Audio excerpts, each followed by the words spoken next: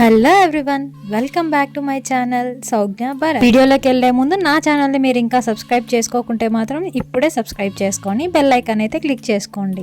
ఇంకా ఈ చట్నీ అయితే ఇడ్లీ దోశలోకి అయితే సూపర్ గా సెట్ అవుతుంది. నన్ను అడిగితే సూపర్ కాంబినేషన్ అని చెప్తాను.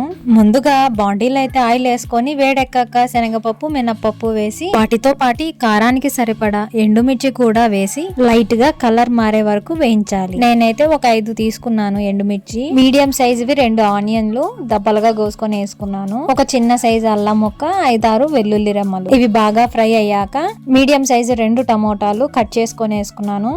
టమాటా వేసాక మూత పెట్టి బాగా మగ్గించుకోవాలి. చూసారుగా ఇలా బాగా మగ్గిపోతుంది. ఇక దీన్నంతటిని మిక్సీ జార్లోకి తీసుకొని హాఫ్ లెమన్ మైన చింతపండు సరిపడా ఉప్పు వేసుకొని మిక్సీ పట్టుకోవాలి. తర్వాత నేను ఇలా గెరిటితోనే తర్వాత అనేది పెట్టేసుకున్నాను. ఈ కొబ్బరి చట్నీ అండ్ ఈ రెడ్ చట్నీతో ఇడ్లీ తింటే సూపర్ గా అయితే ఉంటది. ట్రై చేయండి. వీడియో నచ్చితే మాత్రం please like, share and subscribe.